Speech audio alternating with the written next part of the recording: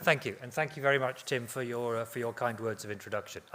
I'm grateful to Andy for saying something about the fact that sometimes there are jobs that only you can do, because I get the impression that there's not that many people who would be willing to stand up here and talk about regulation and EPR and things like that.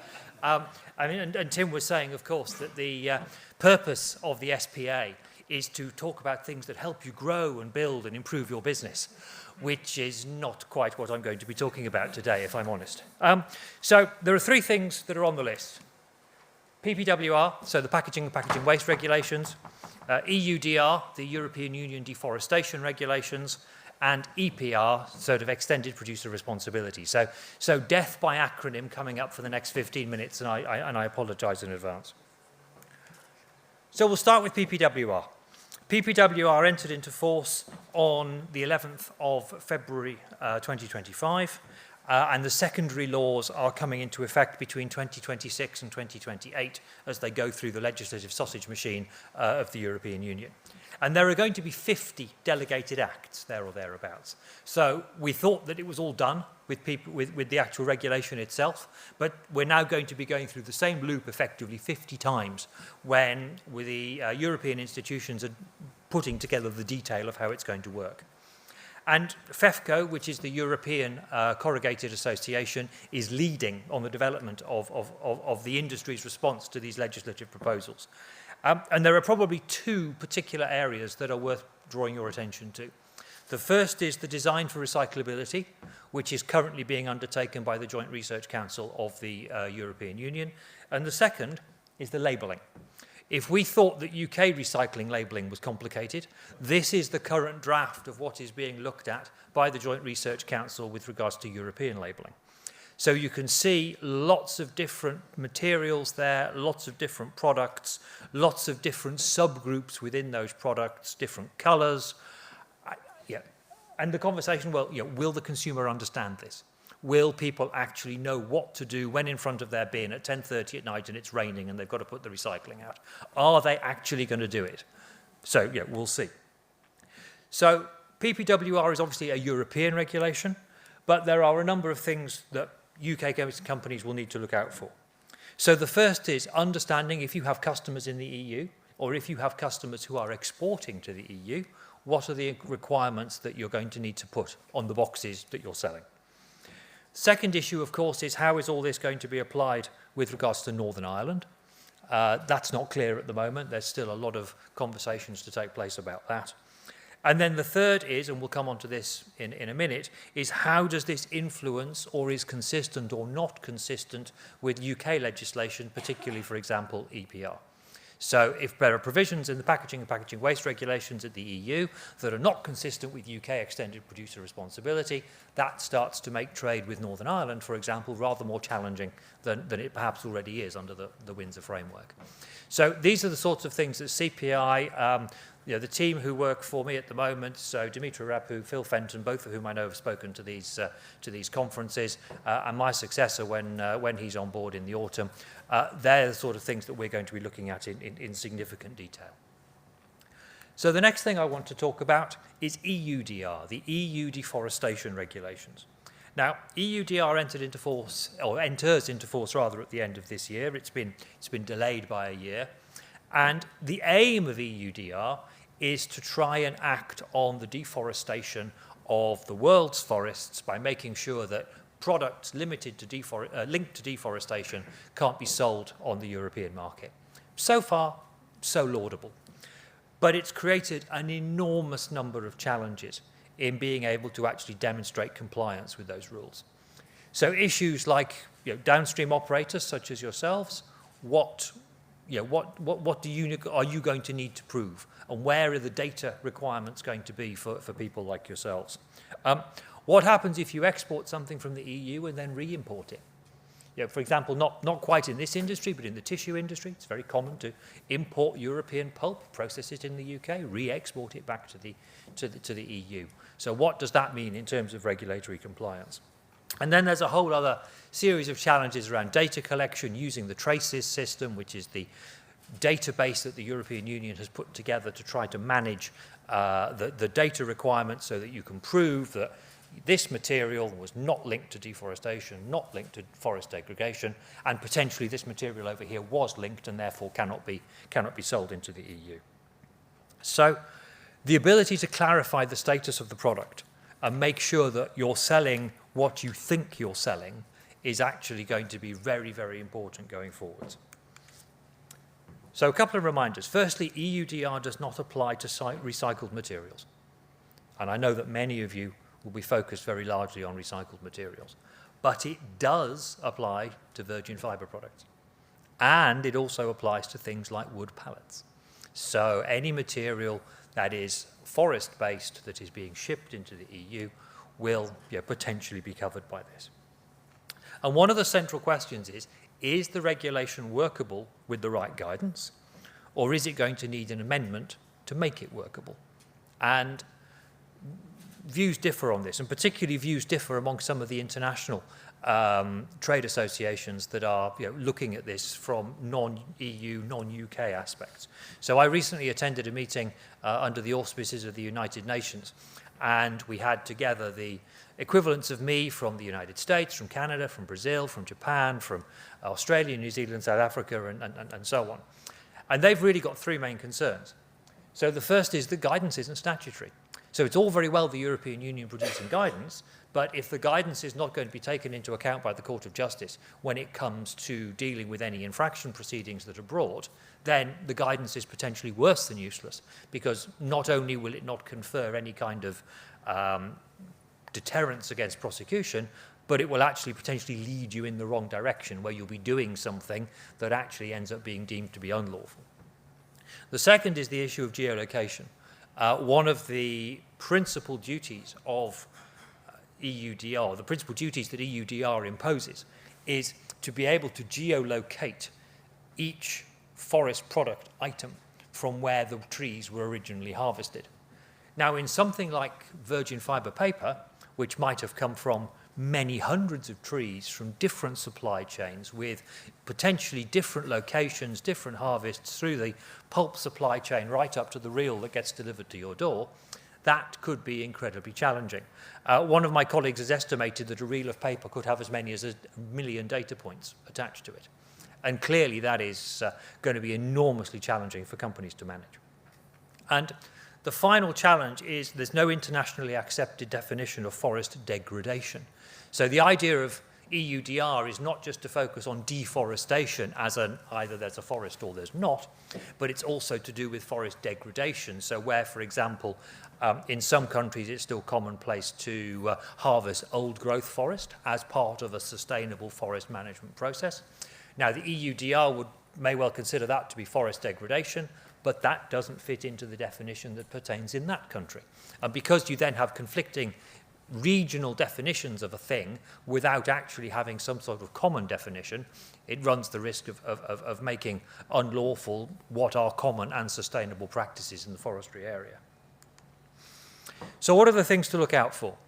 The first is we know that the European Commission is starting to reconsider possibly reopening some amendments to EUDR in the context of what they're now calling omnibus bills. Basically, the second von der Leyen European Commission is looking at what the first von der Leyen Commission did and deciding it needs to deregulate in certain areas. So EUDR may turn up in that. The second is there is going to be a lot of continued controversy, not just within industry, not just internationally, but also more worryingly perhaps involving NGOs. And I'm certainly expecting more and more NGOs are going to start looking at the forest area and starting to make waves about campaigns to drive reductions in deforestation.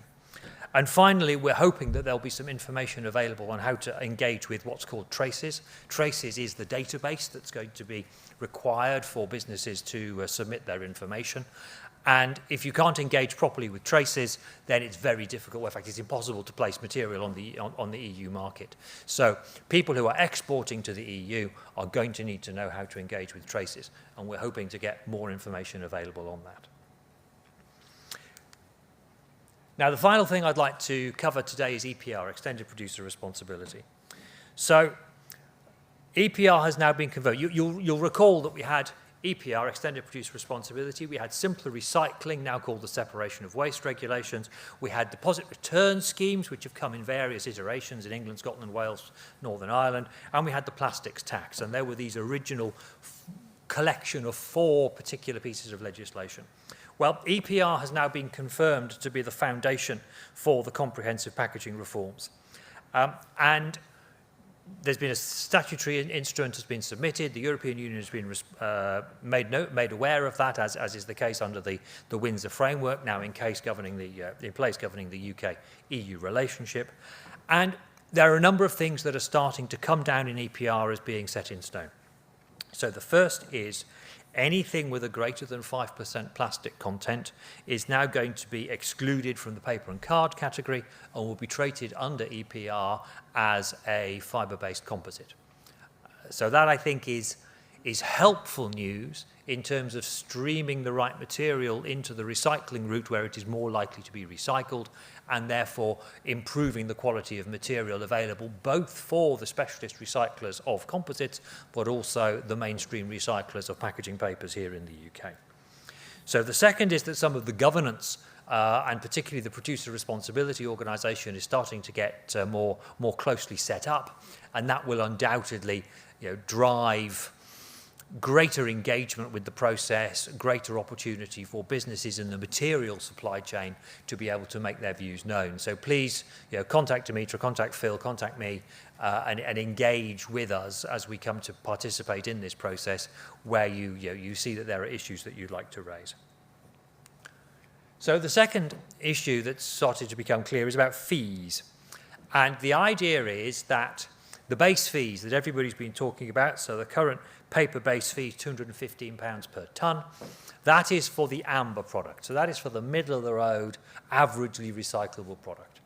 Something like OCC would be a green product and therefore would be less expensive in terms of its EPR fees because OCC is so widely and easily and well recycled.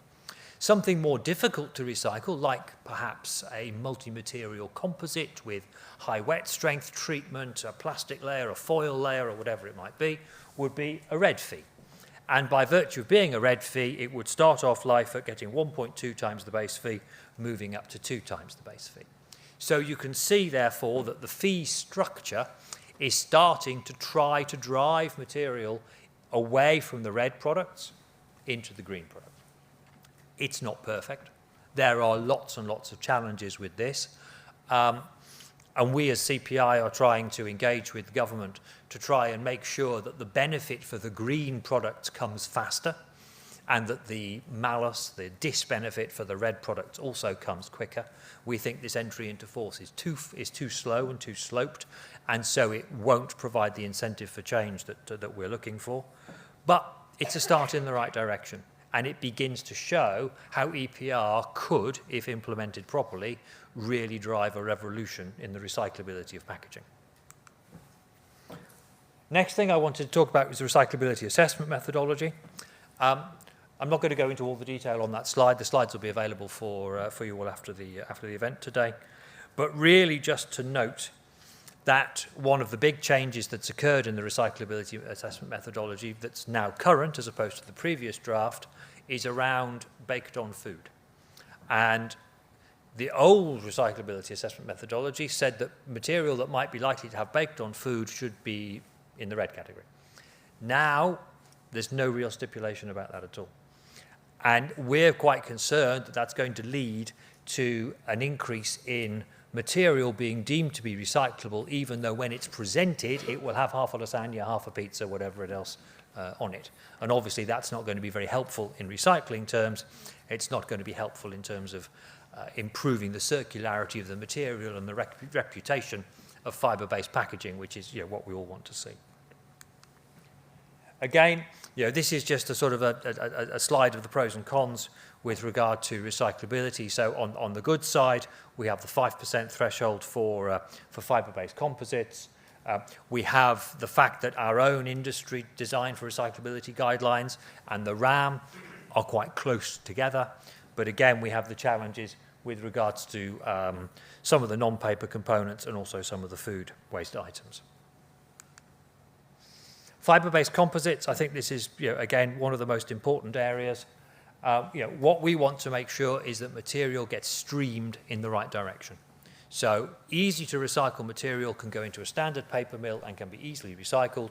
More challenging to recycle material goes to a specialty mill where it can be treated properly, where the materials can be separated from each other, and the right amount of fibre can be provided into the fibre supply chain, but also any plastics, any foils, any other materials can also be recycled down their own chain.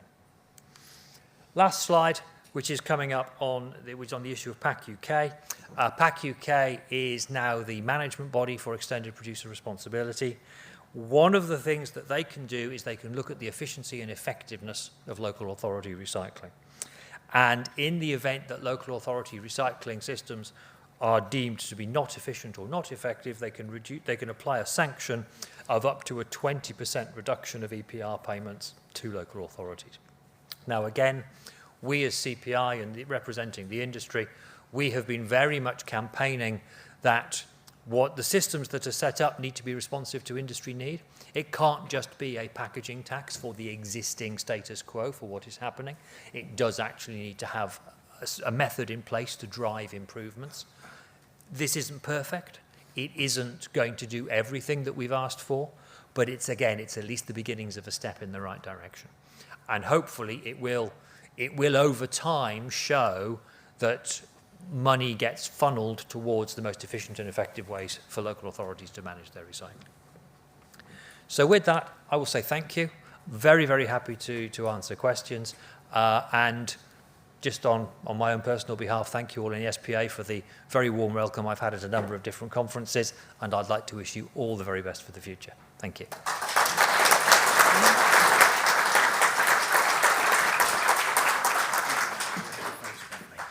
Sure. Thanks very much.